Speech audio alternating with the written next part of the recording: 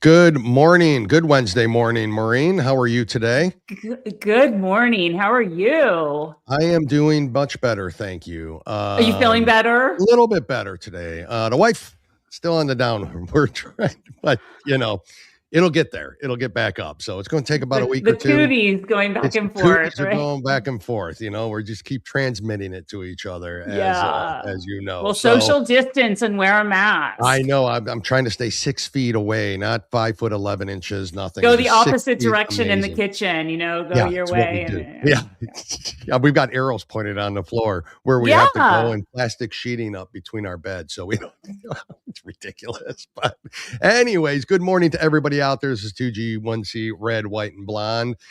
I am Dale, the wonderful and talented Maureen Enner as my co-host. And today's something a little bit different. A little bit political, I guess, at some points here at the show, but mostly going to be talking about this Lindsay Clancy case, the curious case of Lindsay Clancy, I call it, because, well, it's got the nation gripped. If you're, for one, if you're into true crime in general, and so many people are, that's why there's 4,000 murder shows on your streaming services and documentaries about it. If you are like most people are, this case itself is intriguing. No doubt about it.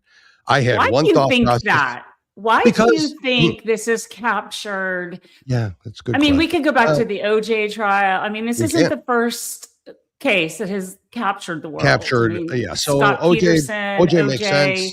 Scott Peterson, Scott Peterson, obviously. And who's the other guy? Who's the freaking guy that killed his wife, put his two daughters in the oil barrels? And Chris Watts. Christopher Watt. Yep, Chris Watts. But I mean, do you think that OJ trial, I mean, he was a celebrity, Yep. this was the early 90s, mid 90s. Mm-hmm. Did that lay the track? Because that is where we got court TV. That Sure. is where every prosecutor suddenly had a television. They were on CNN. Yep. It sort of laid the track for where we It are did. today. I think so too. And the high profile of OJ Simpson and who he was but and that, all that.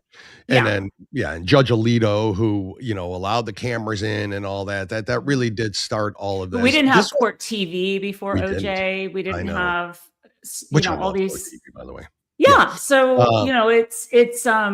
it's nothing new that correct criminal case has captured the world's attention, but it's the story. I think it's the story. I think it's there's 3 children who died. I think anytime a mother or a parent, and I'm not going to blame her or the father yet, but I'm saying either way, when that happens, the people are still shocked. I mean, and rightfully so, shocked. Like, how do you kill your own children? There's nothing I would kill for my children, So when you have that mindset, this is still shocking no matter when it happened. Casey Anthony's another example. Do you know that little girl, Kaylee Anthony? I saw a post the other day. She would have been 21. Can you believe this? I was shocked. That little girl would have been 21. I mean, wow. I was too. I have to say hi really to somebody here, Eagle Tammy. She's an incredible listener, and Mike's on there, and Danny and Minnie Ball and Leslie. They're all on. Good morning, everyone. Good morning, Eagle Tammy. It's been a while, and we are glad you are back. Honestly, and those who know, but we are so happy that you are here and joining us today. I just wanted to say that. Thank you, guys. Thank you. Yeah. So we have this fascination with crime. I think we always have. I think so too. Look at the stories. Bonnie and Clyde. People still want to see the details. The Black Dahlia in Los Angeles. I mean, they've made movies, and the human psyche just can't get enough of it because truth is stranger than fiction. Yes, that is the bottom line. Hollywood could not write these stories. Nothing epitomizes that more than this case. All of these cases, honestly. I mean, they all draw us in. Even the Chris Watts case, people still, they made Netflix docuseries about it. And, people are just drawn into these cases. He's getting married, by the way, in prison, Chris Watts. Did he get married? I think that's what I heard. That's what I heard. I know he gets a lot of fan mail. I had one of my son's like junior football team, his dad was a guard at San Quentin, and that's where Scott Peterson was, who killed Lacey Peterson, his wife. And he said that he used to get fan mail from women, bags of it. Like, so these the other people are psychotic in itself. Well, it's another there's just, it's just a fascination. It's, you know, so that's why when you say, how can somebody kill their children? How can somebody write to a convicted murderer who killed their children? So I think there are crazy, you know, it's crazy people. And we'll never find the answer to that out either. But, no, we won't. I just think that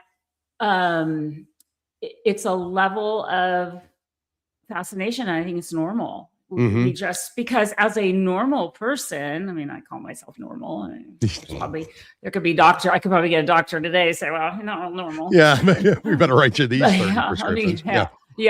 But for a normal person, we can't imagine this. No, but we're fascinated by the reality that this happens. It's freaking, and it happens all the time. This is not.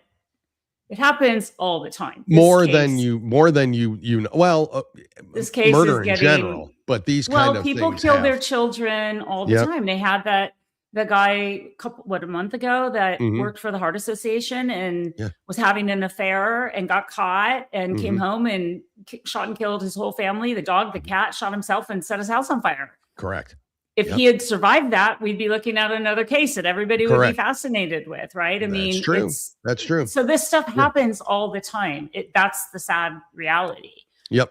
And I'm sure most people out there are following it. And if you're not, that's okay too, because a lot of people don't follow things or have time really to follow it in general. But the kind of the basis for the whole thing, just in a quick review, is that Lindsay Clancy is accused of strangling her 3 children in their basement, and then was said to jump out her bedroom window upstairs 20 feet up to try to kill herself. Okay.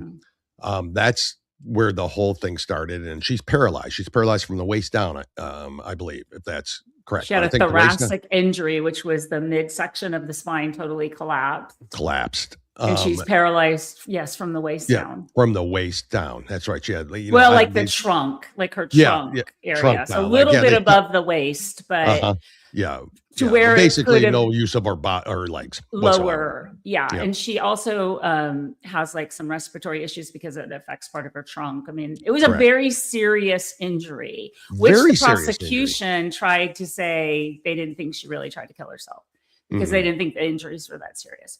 So their argument was that she was trying to get away, right? Instead of walking out the front door. And who was she trying to get away? I don't know. We can't just keep these. There's too many rabbit holes. We have to stick to what we want to talk about. But we had Dr. Carol on yesterday. She's America's psychiatrist. She's brilliant. She really helped us understand how Lindsay was let down by the mental health care that she did not receive. Correct. No doubt.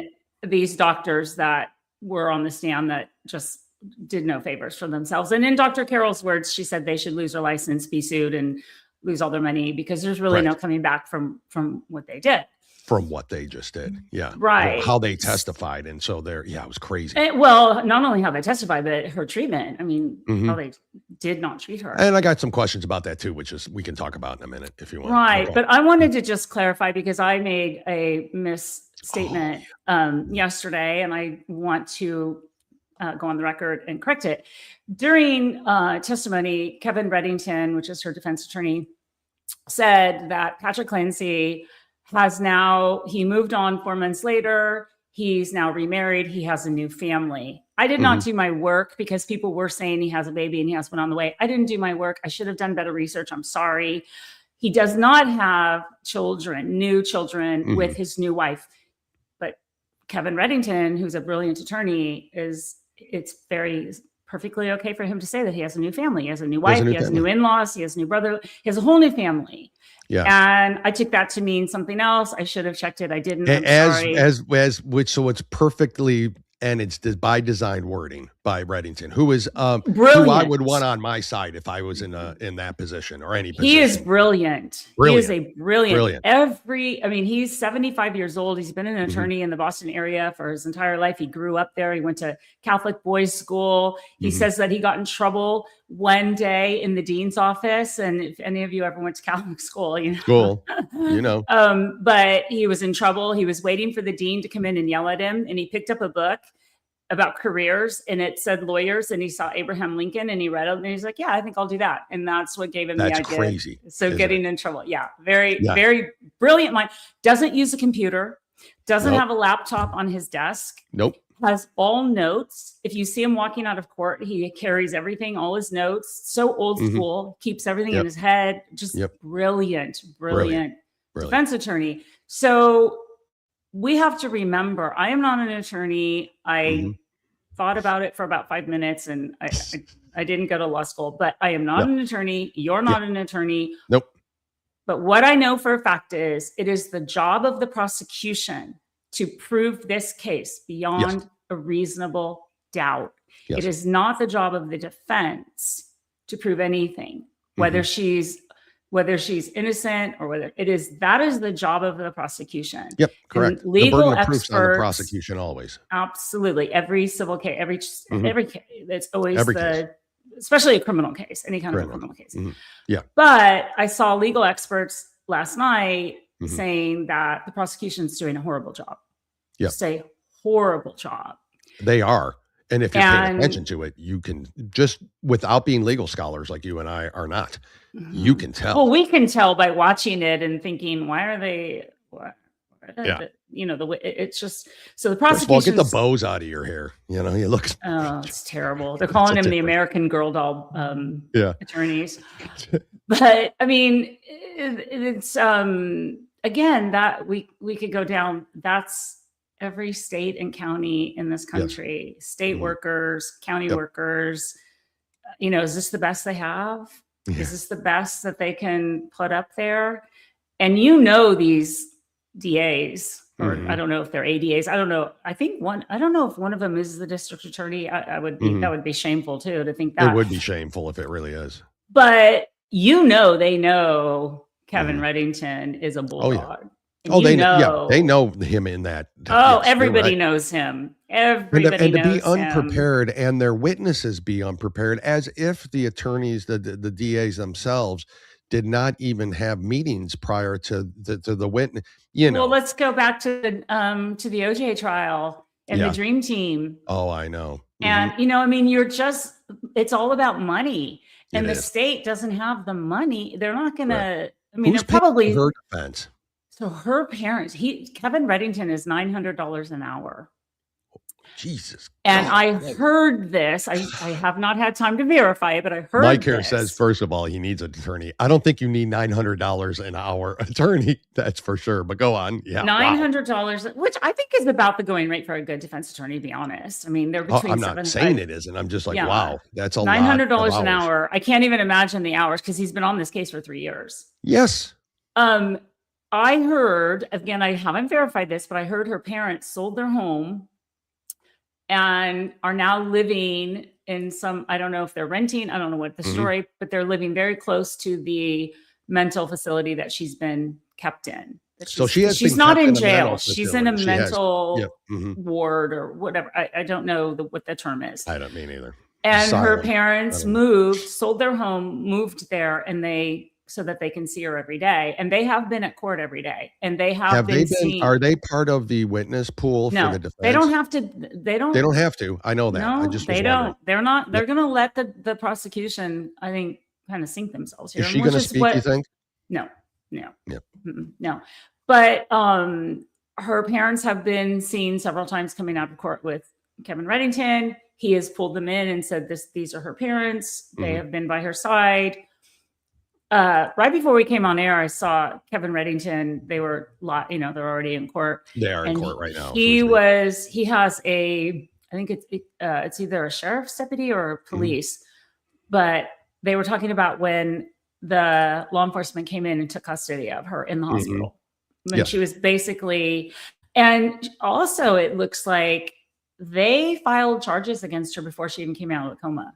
She wasn't even she hadn't even woken up yet. And they filed charges against her. I heard him ask if she was handcuffed to the bed, and there was no answer. There was I don't remember. Yeah, but a lot of that going on. The thing that I thought was interesting when he had this officer on the stand. Yeah.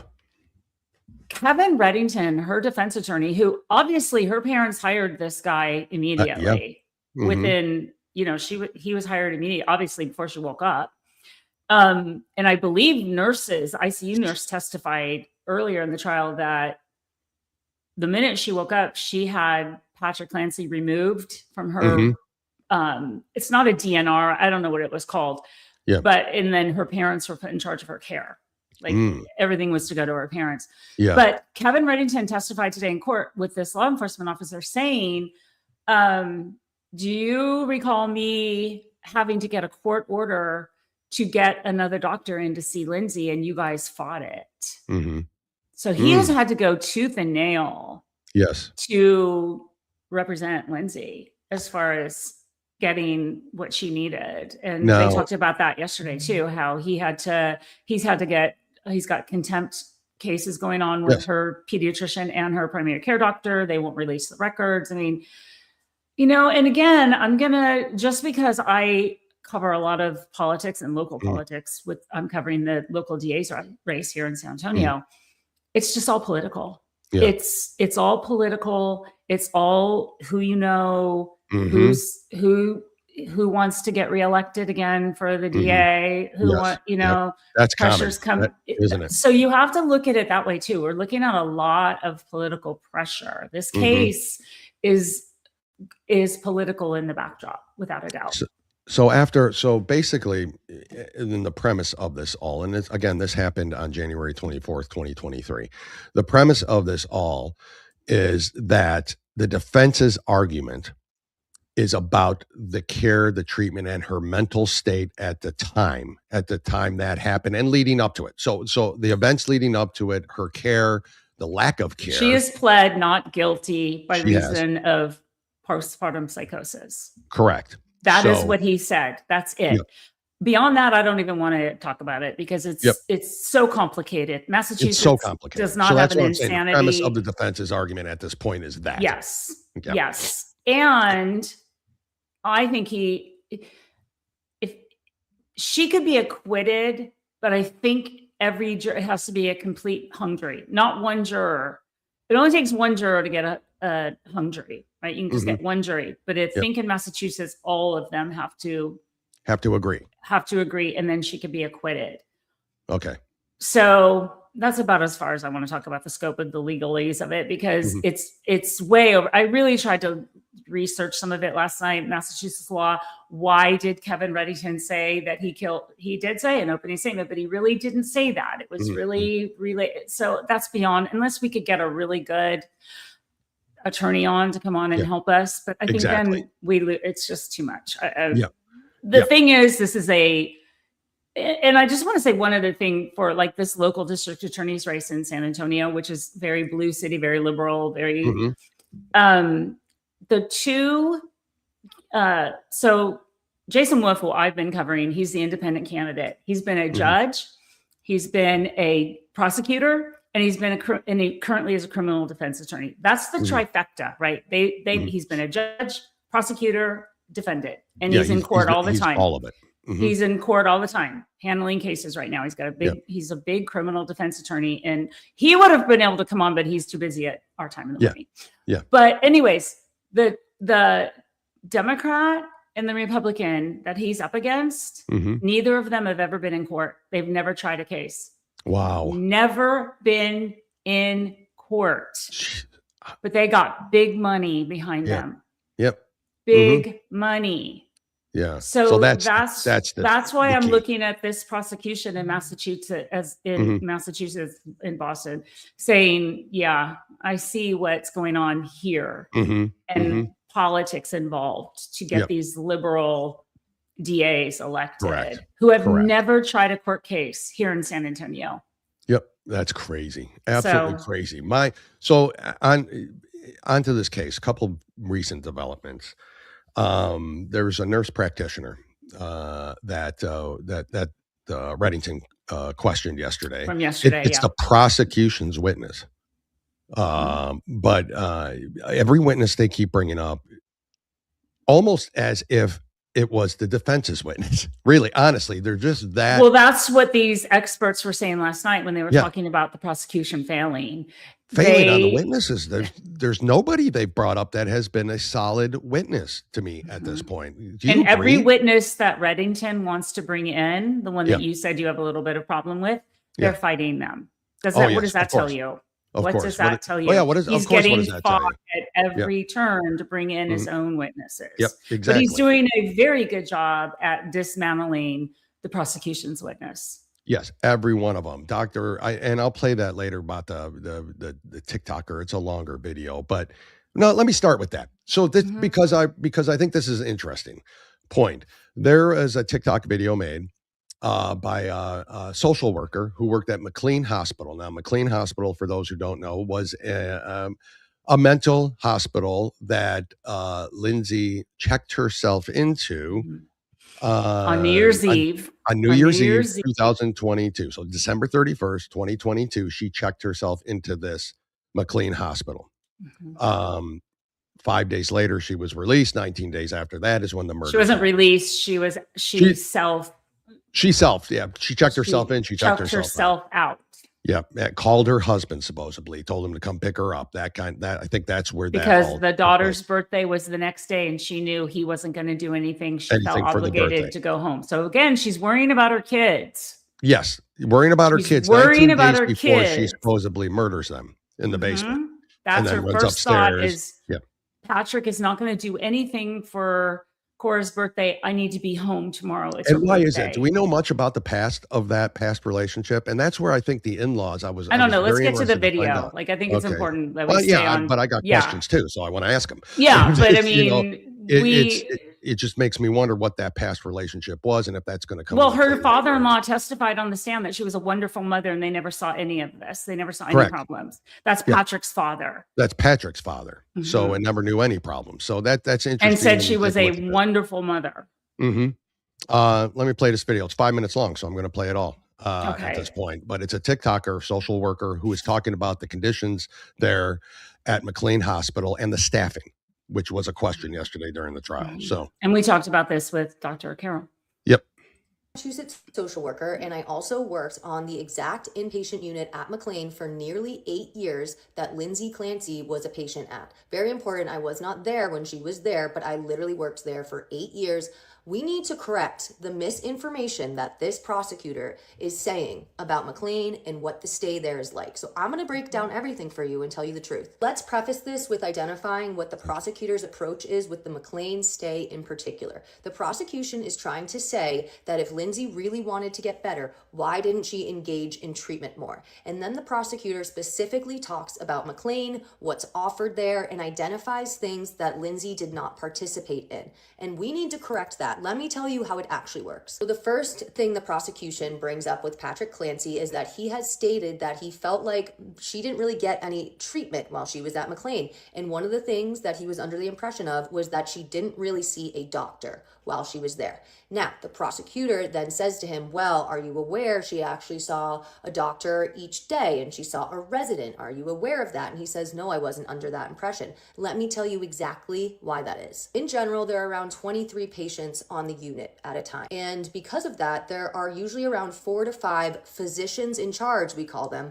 4 to 5 psychiatrists who split up the patients so that there's not just one doctor seeing 23 patients. Each doctor has usually around 5 to 6. They vary a little bit, but they are limited, and that 23 patient population is divided up and it's split amongst doctors. When a patient is admitted to the unit, they are specifically assigned 2 clinicians. One is a psychiatrist and the second is the social worker. You are literally told as a patient, this is your treatment team. This is your doctor. This is your social worker. With that being said, legally, every patient needs to be seen at least once a day by a doctor. So on the weekends and on the holidays, when the physicians in charge, the regular physicians who are working there, are off because they work weekday hours, on the weekends and on holidays, the patients still need to be seen by a doctor. How that works is that there is one doctor who comes on the weekend and holidays, and he or she sees every single patient on the unit. Okay? I believe this. And if you think about it, there's a reason that the doctors who are there during the week are only assigned 4 to 5 patients, because you cannot spend a long amount of time as a doctor with 23 different patients. So the job of the weekend doctor, as we call them, the holiday doctor, is literally to just go quickly check in with every patient. It is not a lengthy meeting by any means. So this idea of the prosecution saying, well, she actually did see a doctor, so that was kind of a lie. She saw a doctor. She didn't see her doctor. Now, moving on to the next part. The prosecutor also says to Patrick Clancy, well, are you aware that there is actually one-on-one therapy offered on the unit every day? This is what really pissed me off. There is absolutely no one-on-one therapy offered on that unit. What this prosecutor is referring to is what we literally call check-ins. And you know who does those check-ins? It is unlicensed individuals. This is a job where you only have to have a high school degree to get it. And I can say this because I did that job for 5 years. I was the clinician who was performing one-on-one therapy in her mind. No, I was doing check-ins. I did that job. So I promise you, this was not one-on-one therapy. I love my coworkers, and this is no disrespect to them. We were not people who were licensed or qualified in any way to give therapy, and we did not. And within these check-ins, I'm going to tell you what the conversations are. How's your day? How'd you sleep? Have you been able to eat today? Have you been able to go to groups? What's your treatment plan? Have you talked to your family? What's your doctor saying? There are brief questions at the end where we say, are you feeling safe? They aren't safety assessments, let's be honest. You do check that little box, but I'm telling you, that's the line of questioning. It is not one-on-one therapy. Now let's talk about something the prosecutor brought up today. She brings up and tells Patrick Clancy, are you aware that, Lindsay was also checked on every 15 minutes by staff? Let me tell you what she's referring to. We literally call this checks, okay? And it's when we would go around on the unit every 15 minutes, staff has to go around the unit. And you know what your job is on 15-minute checks? You make sure everybody's alive. You make sure everybody's not, people try to commit suicide on the unit. And the 15-minute checks is not conversations. We're going around and we're literally checking off on a board. We saw this person. You put a check, you put an A if they're in bed awake, and you put an S if they're asleep, and you put an O if they're off the unit. That's it. You're just going around. This isn't like check-ins. You're just visually putting eyes on them to legally indicate that they are okay. But this is not a check-in. It's just, hello, I see you. So another thing the prosecutor brings up today, and again, I think this is from the idea of clearly Lindsay was well enough. She brings up how, are you aware that Lindsay was granted permission to, go off the unit, go outside, right? And Patrick's like, well, yeah, I was aware, she went for a walk, and the prosecutor's kind of like, so she was allowed to go out. And again, I think she's trying to be like, if she was allowed to go outside, clearly she was okay. Yeah. And I'm going to tell you guys something. 75% of the patients who are admitted to the unit, within 2 days, get granted that permission. Sometimes it's the day they get there. The only patients who don't get granted that permission, and especially quickly, are the ones who are acute safety concerns. Those are patients who can't be trusted, in a sense, to not try to harm themselves if they leave the unit. There are patients who are flight risks, and they can't be granted the permission to go off the unit. So this idea of well, Lindsay was granted that permission, it really doesn't have much meaning, because if I'm being honest, everybody is granted that position unless you are really actively doing something to yourself. So this isn't that deep. Now the prosecution starts talking about the discharge piece at McLean, and it does sound like Lindsay asked to be discharged. And the obvious thing to think about is why would she want to stay on the unit any longer when she's not getting any help? It is logical to ask to be discharged. And she was discharged, she wanted to go to one of her children's birthday parties. And her asking to discharge to be able to go to her kid's birthday is a completely normal thing that people get discharged for. Birthdays, graduations, funerals, bigger events that people want to be a part of, that is good for them to be a part of. If the person is deemed safe, which I'll get back to, the team is usually happy to allow that. So her asking to be discharged for her kid's birthday is not abnormal. It's very normal. And I also think it is indicative of her wanting to be a mom, which, is the opposite of what this prosecution is trying to say. All right, now my last and most important part. Even though Lindsay asked for discharge and it was granted, McLean failed her. These outpatient, I'm sorry, Dr. Jennifer Tufts, I mean, I'll say, we know the name, but I think that woman needs to lose her license. I'm going to be straight up. McLean needs to be held accountable. They did clearly not do their proper assessment when they granted her discharge. I'm going to be straight up, okay? And I'm going to say that as somebody who's worked on that unit and had to approve discharge. You are a well-trained mental health professional. You know when you are assessing a woman with postpartum mental health, you need to be doing a damn good job of making sure that she's not going to go hurt her kids because of where she's at in her mental health. And I don't think McLean did a proper assessment. I don't think they asked any questions about the kids. A lot of times when you're discharging from this unit, it's about, are you going to go hurt yourself? And she was suicidal. So she should have had a suicide assessment. But knowing that this is postpartum, I do believe that McLean failed her by not doing a better assessment about where she was at with her kids. I don't care that I worked there. I don't care that I respect the hospital. I respect a lot of the clinicians there, but no program is immune from clinicians who aren't doing their job properly. I believe that and too. Her asking to discharge, it's on the clinicians.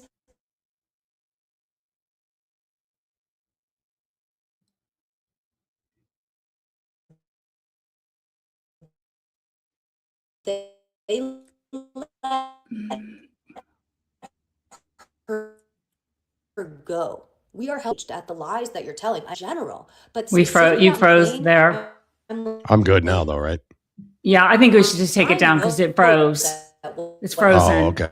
You're saying isn't fucking true. My end. So, all right, let me remove it. I'll remove it. Yeah, I think we got the gist of it. Okay. I mean, it froze up and then it was choppy. But okay. So you're going to tell me you don't think that she should be able to testify for the defense? That was your argument earlier. Yeah, that is my argument earlier. Yeah, that is my argument earlier. Because I don't think it's going to matter. I don't think she should be, just like as I shouldn't be able to testify for. You got to take that out of it. Again? It's not about. No, you're good. This isn't about you or your experience or what you've done or a whistleblower. This is about her being able to testify against the prosecution of what they said. She has legitimate experience and she's able to poke holes in what the prosecution was trying to say. This isn't about being a whistleblower or a disgruntled employee. So she's allowed to poke holes in it. No, she's not poking. No, she's not poking holes in it. Kevin Reddington is. He is using her as a witness to come in and say. I think she should not be able to do it because of that reason. I'm not saying she's right or wrong. I'm saying because I think of it as more of you're a whistleblower and that's fine. And you can come through as a whistleblower just like she did. Yeah, you're missing the whole logic of the defense. And being able to come in and say, I'm going to... You're missing my point. No, the object of the case is you have the prosecution and you have the defense. Both of their jobs are to bring in people that are going to be able to counteract each argument. So I'm going to bring in this witness. They say McLean Hospital is amazing. They have best staff. They have everything. Okay, well, I'm going to bring in a witness to tell us differently. It doesn't matter who she is. Correct. Doesn't matter what her background is. It matters to me the time frame of when she was there. That's not, she wasn't there for a year. She had been gone for a year prior to Lindsay Clancy being there. So there's no HIPAA violation. There's no nothing. She's a legitimate witness to come in and counter what the prosecution said. There is no witness that can be there during the time frame of when Lindsay was there. It can't. Is what we're saying. Yeah, you can't. That's a HIPAA violation. I don't think that is a... it's not a HIPAA violation to question. I don't think they can treat her. I don't think somebody could still be working there and come in and say, yeah, I was there the night Lindsay was here and we didn't have staff and we didn't have this. She's not doing that. She's being brought in by the defense to say what the prosecution said is not true. And that is perfectly in line. What the prosecution is saying is not true with prior to her being there. And the hospital itself, with staffing issues, with the doctor stuff. And Dr. Carroll said the same thing yesterday, that she knows firsthand about McLean Hospital, and it is nothing like it used to be. It is nothing like it used to be. So, and I'm not saying it is or isn't. I think the point's being missed that I'm not disagreeing or agreeing with her. I'm saying as far as what witnesses you can bring in, is it justifiable? You can bring anybody you want in. They can bring any. bring anybody they want in. There's no rule saying, oh, you're a whistleblower, but the you're prosecution disgruntled. can argue the fact that she was not there at the time. This is past, could be a disgruntled employee. Doesn't matter. Let them argue it. The bottom line is the defense feels that this is a strong enough argument to bring her in to say, the prosecution brought in a witness that wasn't even able to say how many people were on staff on New Year's Eve. That witness couldn't even answer that question. Question. So they're going to bring in a witness that can say. Being missed that I totally get your point, but I don't see any relevance to it. I don't see any relevance to that argument, because the Reddington believes that he's got a witness who can come in because the prosecution had a witness who couldn't even answer basic questions about staffing. Yeah, correct. So now he's got somebody who can come in and say, here's a comment. Then they should bring in a current employee to testify on faculty policy, not patient treatment. That's not a HIPAA violation. I don't think that's where they want to go with this. The prosecution or the defense? I think the whole case. It's, what are we going to start doing now? We could bring in people from every hospital she was in and start arguing that they didn't do this, they didn't do that. I agree with that. This is in an absolute response to McLean Hospital having a staff member for the prosecution who couldn't answer basic questions about how many people are on for the holiday weekends, how many people are on for New Year's Eve, how often are doctors there, all of these things they couldn't answer, or didn't. They chose not to answer. And now we have an employee who was there for 8 years, had been gone for a year prior to Lindsay leaving the hospital, who came out, made a video. Somebody sent that video to Kevin Reddington. He sent his private investigator out to find her. Yes, to talk to her. They avoided her. They thought she was AI. They didn't think it was real. They didn't know. So he did what every good attorney does. They get a PI. They all have PIs on the payroll. Sure do. Private investigator went. They checked every single thing about her. They did a background check. They did everything. They made sure that everything she's saying is true. She worked there, the days she worked there, the hours, the years. I don't disbelieve anything she said. His job now is to bring somebody in to say, okay, the prosecution brought in this person. They couldn't tell us how many people were on staff on New Year's Eve. Can you tell me in your 8 years of working at that hospital, how many people worked on New Year's Eve? And then as a prosecutor, can you tell me how many people were on staff on New Year's Eve 2022? Can you tell me that? And she'll say, no, I can't.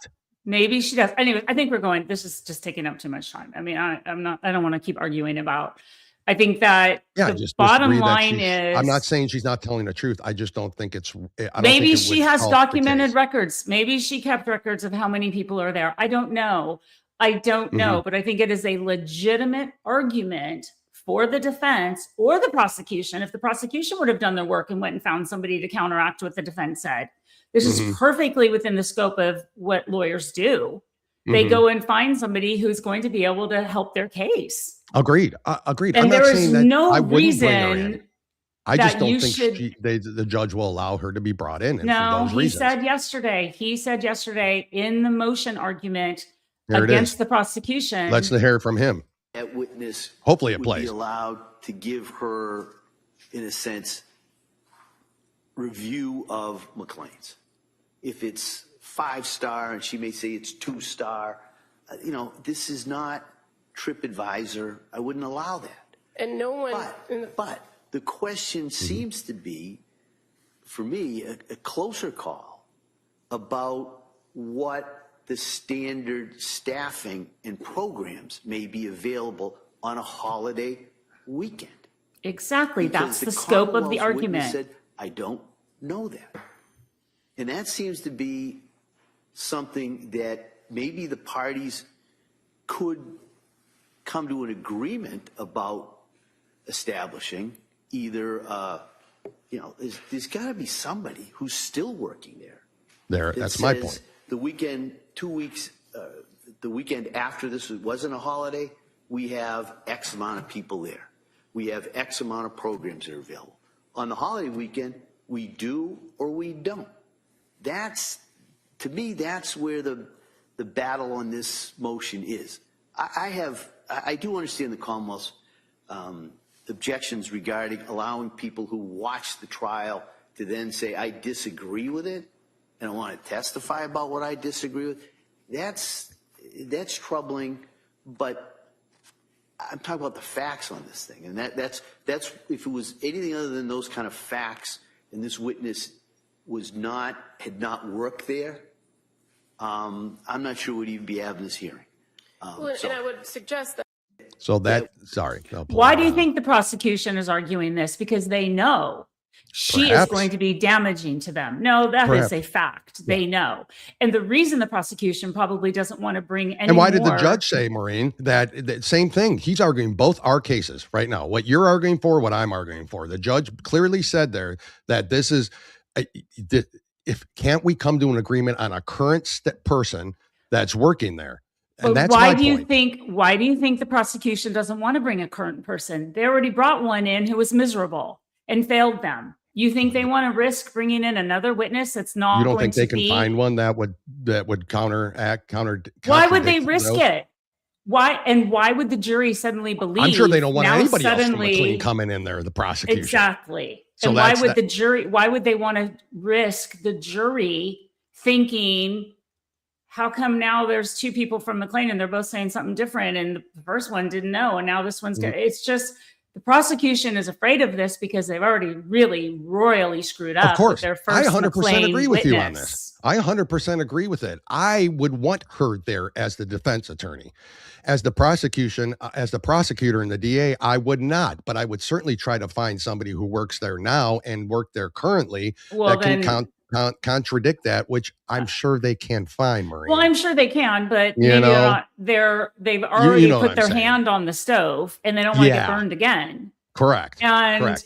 I'm not saying she shouldn't be allowed. I'm just saying I don't. But it also tells me that McLean Hospital probably doesn't have the best people, and they would be running the risk of bringing another witness on who is not going to be favorable to them. Yep. I agree. I totally agree. The judge is doing a very good job in the scope of the argument. He's keeping that scope exactly in. And I think the judge is actually to go into. But I think the judge has done a pretty good job in this case. I think he's done a very good job. I agree. But I think the prosecution just, again, this goes back to any good lawyer knows how to win both sides of any argument. Not a case. I'm talking every argument. So they get discovery. They get a witness list. They get both sides. They look at everything. That prosecution needs to know that they've got to be ready to fight the other side that could bring something up like this. And they're not prepared. They have not been the prosecution is not prepared. They are buffoons at best. I don't know where they got their law degrees from or how they got hired. Again, it's politics. It's probably how they got it. Leslie says, but it should be someone who was employed there the actual time. I mean, I agree with that. I don't disregard her testimony. I 100% believe what she's saying. And I believe that's probably they don't true need to, across why the don't they country get at these why don't they get personnel records from McLean that night? And they could say, these are the people who were on staff. He's probably requested it by now. They don't need someone to come in. They could get the personnel file and see exactly who was there, who was working. In my opinion, the prosecution, my opinion is when this case first happened, it was a blip on, I remember seeing it on the news. It came across all the national news, it was a 2-minute hit.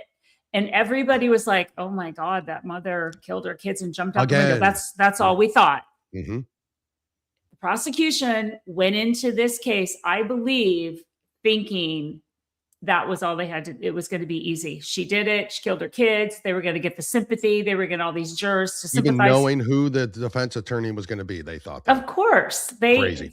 Yeah. I mean, underestimated their opponent for one. Maybe I wouldn't say that. I think they underestimated the sympathy going away from now it's turned. They're not looking at Lindsay as the villain. Now they're looking at the broader picture and I mean, if even Nancy Grace is saying that she thinks, so, believe me, these prosecutors, they're looking at everything. They're watching all the news. They're reading all the reports. They're looking at everything, and they're like, oh God, we thought we were going to be able to come in here, make her look like the villain. She killed her kids, tried to kill herself. You're going to wheel her in a wheelchair and then have all these buffoons up on the stand who are just making the case for the defense. And the fact that their argument is she was, she's basically doctor shopping. That's not what was happening during all of this. And I think we know that. There's a case to be made that she kind of was doctor shopping, but she saw over 30 people, 6 providers in a 4-month period. I don't know what these prosecutors are thinking, but again, this case has been in process for 3 years. They've had discovery. They know every witness that Reddington is bringing in. They know everything he's asking for. That is their job to then say, okay, he's going to hit this. Yep. Okay, and they're not. They're failing. He's going to call this witness, or he's going to, I don't know. I'm telling you, it's political. It's a political office. The DA's office is very political. They do not want to lose. They cannot lose this case.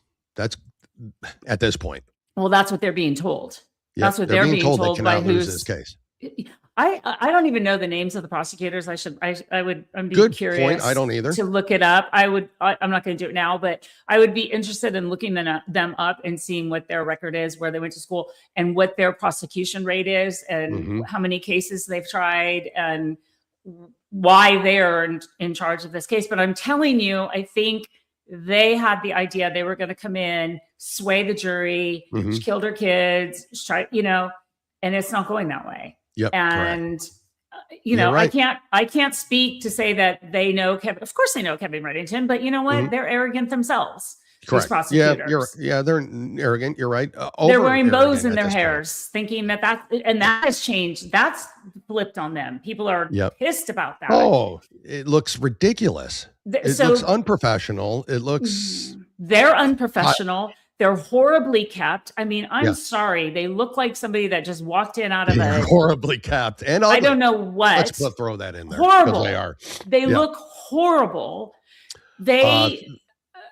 Sorry about that. Leslie put up who it was. It'll pop up here a second. Who she is. It's thank you, Leslie. It's Assistant District Attorney Jennifer Sprague. And there's another one. It pops up on this screen. So they're both ADAs.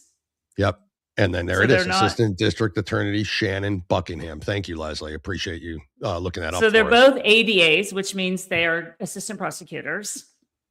Seems foolish on a case like this. Well, they do have a huge staff. I mean, the DA's office, like in San Antonio, I think has 200 prosecutors. I mean, crazy, isn't it? They have a huge staff. These were the two best. Or they were the two that they thought, okay, well, there's no way we're losing this case. I mean, she did it.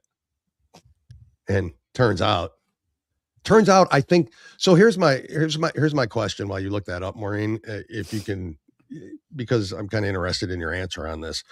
We know that the defense at this point is it's not, the question isn't right now, at least as it stands, whether she did it or not. Okay. That's not what they're presenting. They're presenting the failure in the mental health crisis, the over medications that she was provided, the multiple over medications she was provided. And yes, throwing in there some I don't know the word I'm talking about, but some things. Irregularities. Yeah. Thank you. That's a hard word for me apparently today. That put holes in that she did it theory. She pled not guilty by reason of postpartum psychosis. If she would have pled guilty, we wouldn't be having this. Correct. We'd be having a sentencing trial. Yeah.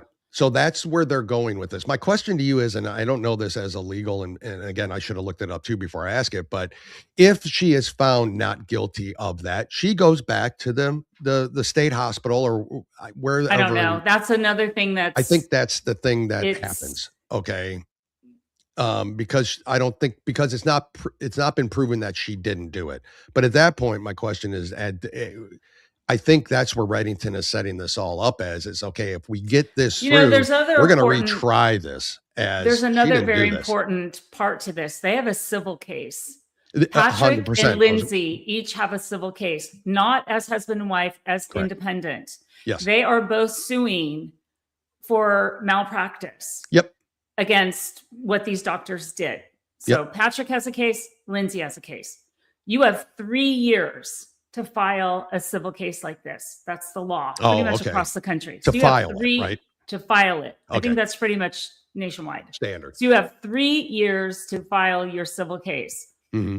Lindsay's case was filed on, I believe, like January 22nd, like one mm-hmm. day before the 3 year. Yeah. I haven't looked at that case. I haven't looked at the papers, but I have been told, I have heard that in that, she says that it says that she killed the kids. Mm-hmm. Now, I don't know if this is true, but that's part of her civil case. Yes. If she's found not guilty or they get an acquittal or however this works, they can go in and change that civil case. Yep. They can amend that civil case. Correct. But that civil case can't be used against her in this criminal case, from what I understand. They can't. Okay. But that's interesting. I would imagine. An interesting point. I would imagine in the civil case, she probably is pleading not guilty by reason of same thing, postpartum psychosis. And these doctors failing her. Yep. Correct. So according to Massachusetts law, this is brought up. So, and if Lindsay Clancy is found guilty of first-degree murder, she faces life in prison without the possibility of parole. If found not guilty by reason of insanity, she would be committed indefinitely, is what it is. Yeah, but Massachusetts law, they don't have an insanity law. So that's... No, it's called something else. Yeah, it says according to Mass law. It's not called insanity. It's something different. But she could also go to a state mental facility and then years later be found healthy and be released. Correct. Where she would never be released if she goes to prison. Unless there's a parole thing or whatever, that whole story. Yeah. I don't know, whatever that is. But that's interesting. And the civil case is very interesting because they both have a strong civil case against these providers. Have a very strong civil case on this. They both do. So which I find. And then the only reason why that they had to file it in that text in the civil case is because they couldn't go one day past the 3-year mark. Correct.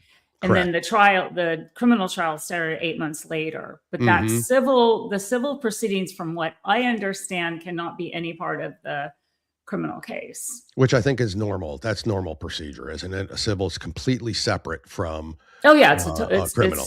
It's totally separate. Yeah. OJ was found not guilty, but he lost in the civil court. There's all this stuff happening because the burden of proof, there's different things. But this is not going to be a civil case against Lindsay and the death. No. This is against the medical providers. It's against the providers and all that.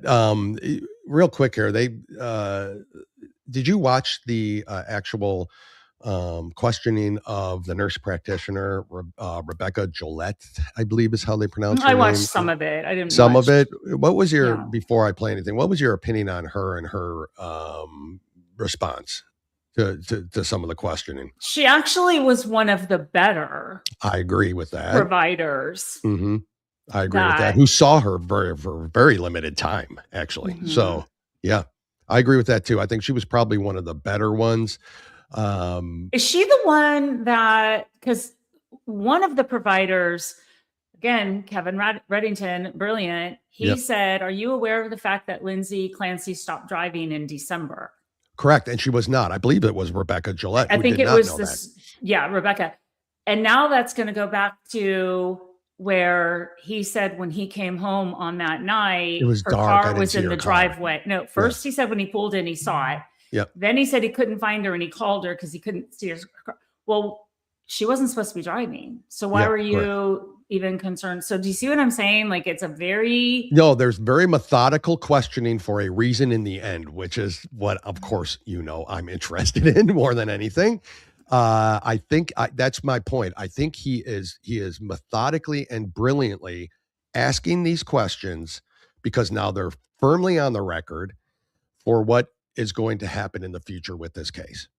And well, not in the future. It just takes that one juror to say, wait a minute, that, why is he saying now she wasn't driving? No, he's not worried about the future. He's worried about this. I disagree. And I'll tell you why this is. I'll tell you why. You have to understand this case has nothing to do with what he does in the future. This case has everything to do with planting doubt in the jury. And then what happens after that, Maureen? We don't need to worry about that, because he's not going to come in his closing arguments and suddenly say Patrick Clancy did it and I have this. I didn't say that. That's what he's going to say. I don't believe that for 1 minute, Maureen. His concern is to plant doubt in the jury. So maybe 100%. that one juror is going to say, wait a minute, how come she didn't drive? And he called and he didn't know where her car was. Shouldn't she have known? Shouldn't he? And then that's his job. His job is not to be in the future. His job is to worry about this trial, this jury. And why would he plant that information? And what happens if the one juror says this is a hung jury? What happens then? Well, you think there's not a future plan? Do you think there's not even close to a future plan of proving her complete innocence in this? Of course there is, but not today, not right now. I didn't say today. I didn't say that. I said he's methodically putting these things on and brilliantly doing it for the reason to have the jury decide that no, she's not guilty of murder. This was postpartum psychosis. As they're trying. No, he wants the jury to be able to go and say, we can't come to a conclusion where we can't make a decision. We can't do anything. Then you have a mistrial. Then you have a mistrial. Then you worry about that. But at this moment, I'm not saying you worry about it now. I'm saying there's a reason he's putting everything in the record. Because he's trying to put doubt in the jury. He's trying to put doubt in the jury right now. I guess we're missing the point. You and I are just going to argue all day about it, because I'm not trying, and which is fine. I don't care about arguing about it, but I'm just saying that my theory is that yes, of course he's worried about today and what happens in this trial, but there are also reasons why these things are coming up. He has no control in the future. Of course not. Prosecute this case. So let me just give you this scenario. Let's say she gets a mistrial, which is going to be very difficult because I think in Massachusetts you have to have all 12 jurors. So let's just say she gets a mistrial and she's acquitted. She's acquitted of all charges. And the prosecution's like, okay, we're not going to go back and do this again. We're not going to do this. They could eventually, maybe. Lindsay Clancy goes on, she writes a book. Hollywood makes a movie. She makes millions of dollars. And I think she goes on tour and talks to women about being in abusive marriages and what happened to her. And don't let this happen to you. I mean, that's in my mind. Okay, let's just look at it that way. The prosecution, it is up to the prosecution and to the DA and to the police to go back and look and see if Patrick Clancy did this. Correct. And it would be up to them to bring charges against him. And Kevin Reddington has nothing to do with that. Of course, he's got nothing to do with that. I'm not saying and he wouldn't defend him. It's I'm not not like saying he would defend him. I'm not saying he's going to switch over to the prosecution. I'm saying there's a reason why I think he's asking these questions on top of just trying to prove this. Why do you think that? What is your reasoning for that? Because I think it can be used for her benefit at a later time. If she isn't found, what if the jury says, no, she did it and she's off and off she goes to prison? You mean an appeal? He's going to appeal it? I mean, I don't know what other time he could use this to be of her benefit. And I'm not saying he would be the one to use it, but it is setting a precedent and it is putting things into record. Unless the prosecution goes back after they lose this case and the prosecution comes back and goes, you know what, I really think we need to look at some of this stuff. But I don't think they're going to do that. I don't think the prosecution will. I don't think they have to. That's the only body that could bring him up on. They would have to file charges against. Correct. And so an appeal may be the option after this. There may be something else after this. I don't know that. I know right now that the focus is on this. But if she truly is innocent, and he believes that, and the in-laws, Patrick's parents who never saw anything like this, if there's a reason why that happens, I think in the future this could potentially benefit her. I think that's just my theory.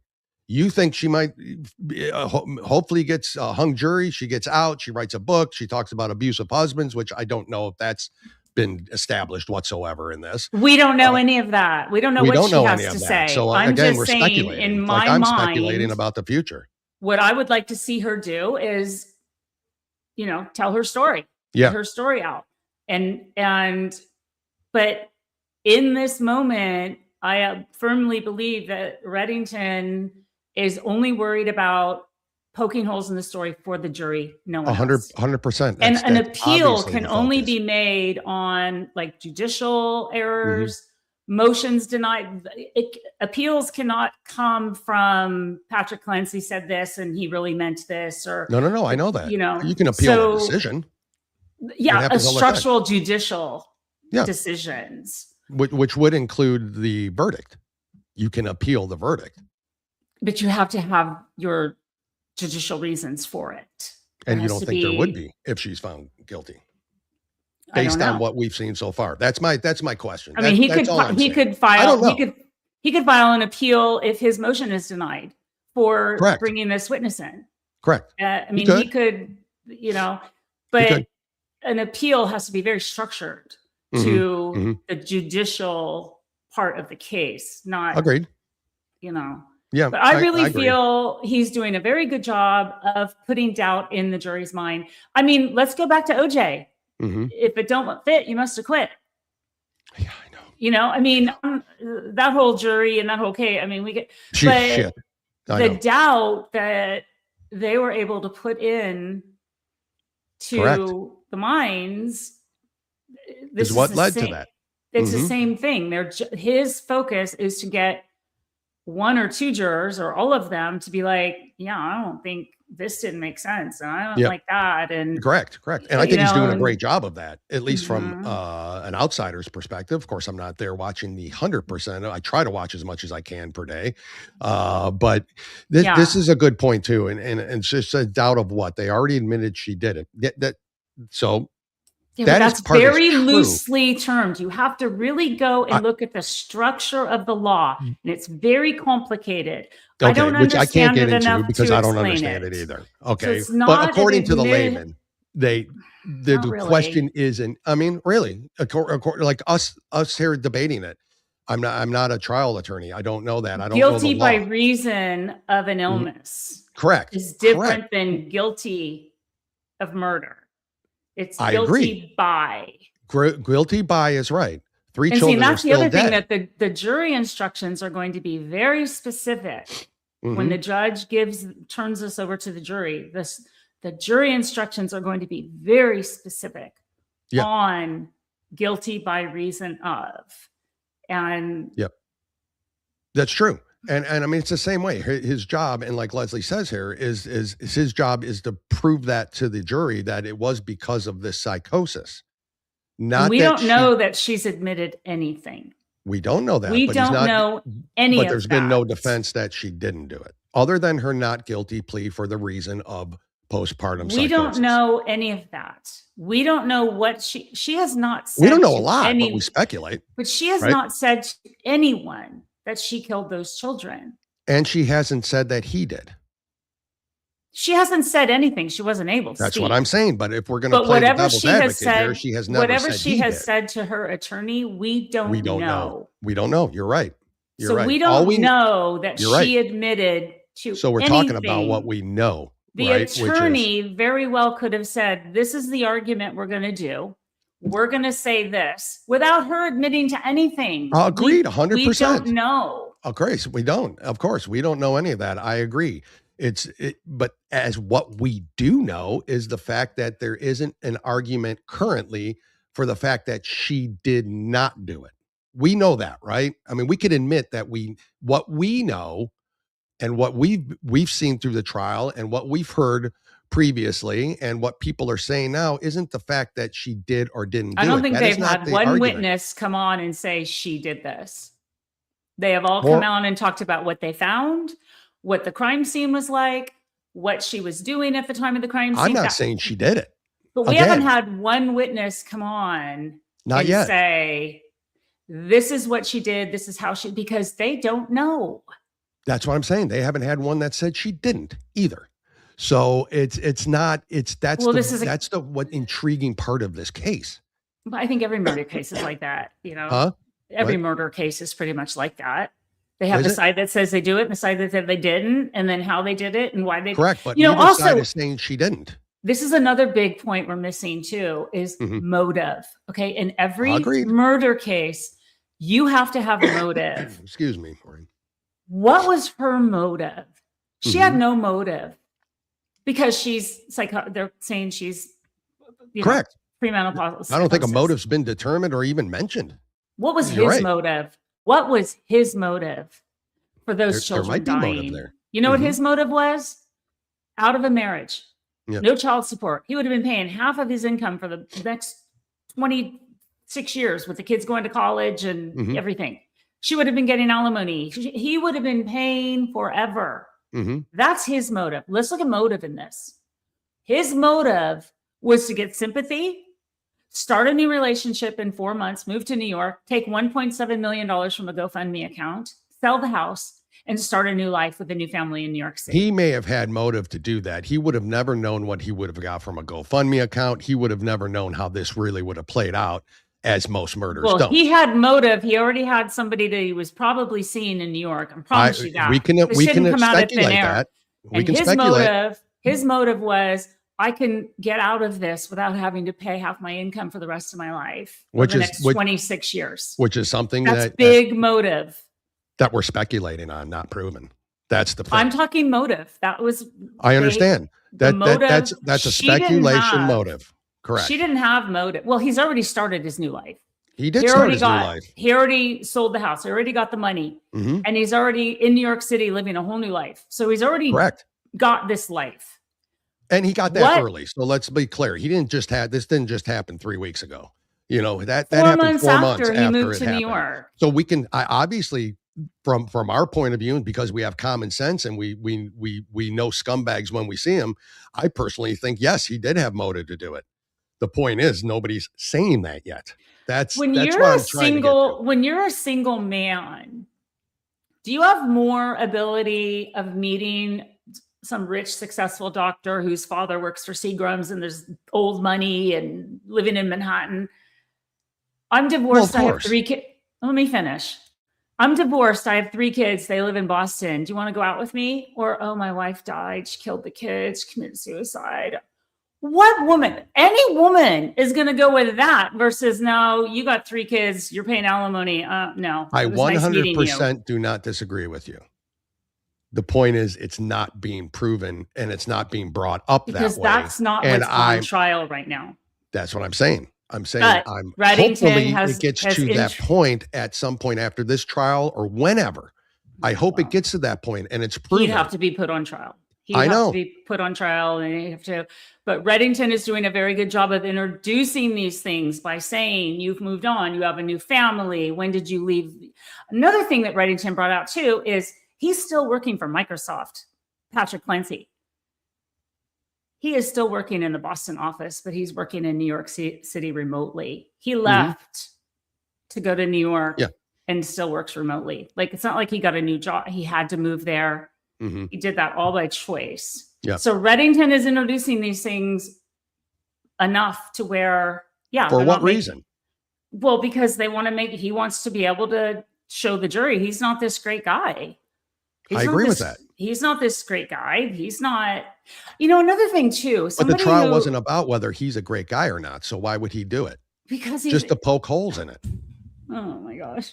No, not oh my gosh. This goes to my why I don't want to be a lawyer. You told me I was fucking nuts for that. I wasn't because he's introducing evidence to the jury that agreed. Look, I think for something that will happen later. That's my speculation. That's all. I would like to see that. I would like to see that, but I think that's a big ask because that is going to have to be another investigation, and I don't know. Yeah, I agree. I don't know unless her family goes after him civilly, like they did OJ, which I think they will, and I think they should. If she gets acquitted, I hope they do. But that doesn't prove guilt of that. I know that it's civil's completely different, But I'm hoping that happens because in the long run, he's a piece of shit. Excuse my language. He's a piece of shit.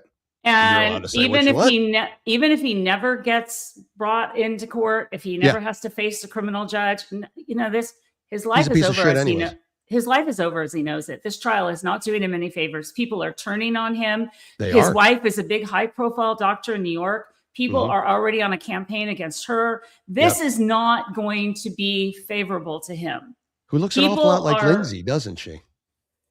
Looks exactly like her. So you tell me. That's exactly like her. So I mean, this is the kind of stuff that, you might think you got away with this, but it's going to come back to you in ways you never imagined. Hoping the long game is here. That's what I'm hoping the long game is. He loses his job. He can't get hired anywhere. The doctor all of a sudden has no patients. Nobody wants to go to her. I mean, those are the things that the internet and the women on the internet that are doing their own investigations will make sure happens, because this is going to come back to get him in ways he never imagined. Because people like that don't think. I believe you. I believe you 100% on that. I believe you. This was I think honestly, she kept journals that we've heard about. Yes. Yeah. I have a feeling at some point, either her parents have access to it or they have them. I have a feeling she kept other things that we don't know about. I do too. I think there's a lot she was afraid of him. And she was afraid of him. And she kept some type of documentation, some type of, I believe that. And again, Reddington probably knows about it too, but this is not the time to introduce it, because this isn't about her. It's not about. So let me ask you real quick, because I know you have to run too, Maureen. You're a big star. So you got the show to do. Be on the Tony Schaefer show, by the way. He's a great guy. He's on Newsmax. Yep. You'll be on there at 11 a.m. Central, noon Eastern. I literally have to swipe the screen, so don't worry. It's not like I know that. But the outro, the whole thing. I just want to make sure I give us enough time and give you enough time, because this has been incredibly spirited, which I appreciate. So I hope you don't take offense to my spirit. Okay, so don't, because this is what our show is about. We have to show there are both sides to this incredible case and argue what you think, I guess, in a point. I think we both. I guess my question is, if she is found that she was under postpartum psychosis when this happened, that still doesn't take away the fact that 3 children are dead. The tragedy of it all is that the 3 children are dead, which I know you and I agree with totally on this. That's where that's where I want to go to the point with, well, did she do it because she was under postpartum psychosis? Could it have been her, or was it this scumbag dude that was her husband, who, if you saw an interview with him after he ran the Boston Marathon, he called them people. They were really good people. That? I mean, you could just tell there what a scumbag he was. He had zero empathy whatsoever. And to me, it's not the sympathy, it's the empathy that he lacks. And that's the part that makes me think, you're guilty. Well, like I said, first of all, this is what I raised my children on.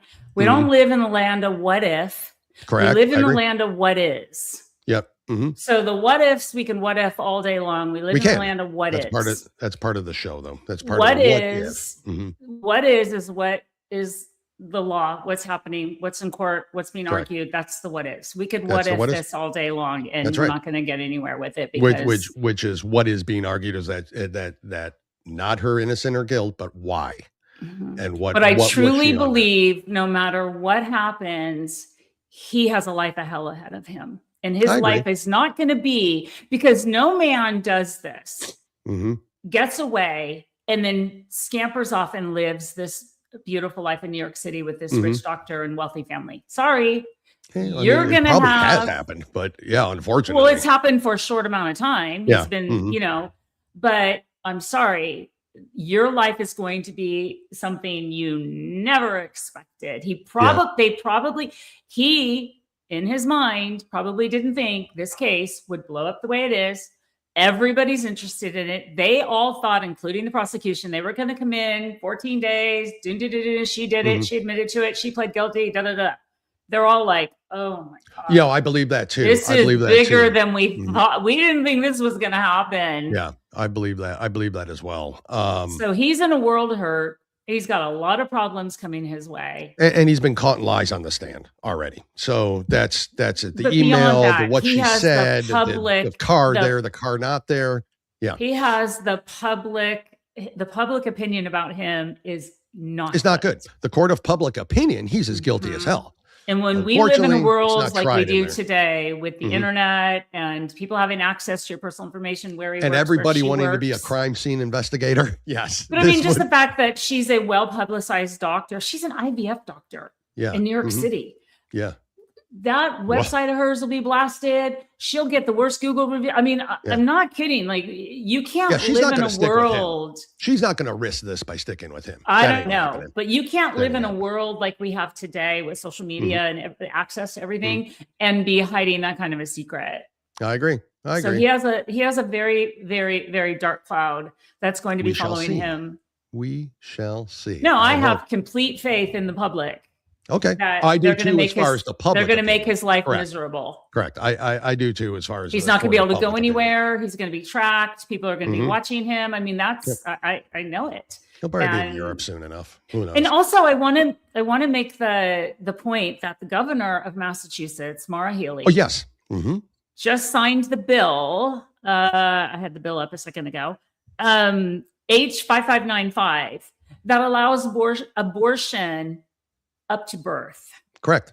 This is the mayor of Massachusetts. Let's go back to the prosecutors, Boston, the governor of Massachusetts, Plymouth County. But let's, this is all under a very liberal leadership, right? We got a liberal 100%. Governor, you got DAs, you got mayors. They're all liberal umbrella. She signs a bill that you can literally have an abortion at birth. At birth. But they're prosecuting a labor and delivery nurse. Lindsay Clancy spent her entire career delivering babies healthy, safely, wholly into the world. They're prosecuting her for allegedly killing her kids when the governor just signed a bill that you can kill your baby at birth. Yes. Explain that to me. No, can't. It's because it's never about the children. And when they tell you it's about the children, that's when they're full of shit. I don't care what subject they're talking about. It's never about the children. Yeah. It's always about the money. Very, very upsetting. Very, very, you're talking out of both sides of your mouth there, Governor. Agreed. And children are not protected in this world anyways. They aren't anyways. 100% true. In every realm. And, we just, and on a quick note, I wanted to thank everyone. I received a lot of messages yesterday regarding me talking about my mental health. And my cousin, very close, I've been close to her my whole life. My cousin, she lives in California. She messaged me last night. She watches our show all the time. She was watching. Well, hello, cuz. Yeah. Anna Maria. Hi, Anna Maria. And she said that I never knew, Maureen. She goes, I never knew. Why didn't you tell me? Why didn't I know? And I said, that is exactly what I want to mention today. My very close cousin who I've been, she's my cousin my whole life. Yeah. And she never knew. And that's the stigma of mental health. That is correct. So if I'm ever put on trial for something because of my mental health. Yeah. And they bring up like my closest cousin, she's like, I never knew. Never knew. I want people to understand it is the most difficult thing to get help, talk about it. And admit it. Yep. And my very closest cousin in the whole world had no idea. Yep. Great. That's a good point. So again, everyone out there, it is such a crisis in this country, our mental health. Well, now I know who this is. Oh, there she is. Hi there. Love you, cuz. She commented earlier she was listening. So thank you very much for being here and reaching out to Maureen on that. And yes, anybody out there who is suffering from mental health issues, and it could be mental. It's so what I would say. There's such a stigma attached to it. And it's subjective because your issue may not be a big issue to somebody, but it's your issue. And I'm not saying it isn't or isn't. I'm just saying in general, I mean by you, by everybody. But when you're going through that crisis, you don't think there's help. You literally feel hopeless. Yes. When I say hopeless, you just feel like, and I talked to the doctor. Or, I called somebody. It is such a moment of despair that you don't think there's anybody to help you. Yep. And the truth is there is. But my husband was the one who made sure that I got help. And that's the difference between me and Lindsay Clancy. Correct. And I think that's a valid point to make. And, but again, if you are struggling, please find somebody that you can trust to get help, or find somebody you could trust to guide you to get help. And hopefully this case is going to make a opens change that to door to our mental health providers in this country, because we are vastly uncared for in the realm over medicated and uncared for. 100% the truth. Which is what Dr. Carroll said yesterday. They just want to keep giving, even primary care doctors can give Prozac and Zoloft. And they're not trained. They sure can. They're not therapists. They're not psychiatrists. They're not psychologists. And they can, you're right. And a pill is not going to solve our problem. Nope. If it was as easy as taking a pill, we'd have no mental health crisis in this world. Zero. Or in this country. But it's not just about, it's not just about taking a pill. And Anna Maria is a great patriot. She's out in California. Yay. Fight. And she is her and her husband are fantastic patriots. Her mom and dad, my aunt and uncle, are from Italy. First, she's second generation born, but her mom and dad, and they've passed on now, but they were the most amazing aunt and uncle I ever had. The best food in my life. Best food, best memories of growing up with Anna Maria, and she's still my best friend. And so I just thank you, Anna Maria. But I did want to just say that, they can bring up anybody in this trial, and I didn't know it, and why didn't you know it? And I'm just saying that it's something that we don't talk about when we're going through it. But I'm happy to talk about it now. Yep. This trial is far from over, and we are far from talking about it. That's for sure. I know that. Yeah. And, Maureen, thank you for your spirited discussion too. Hey, I'm a fighter.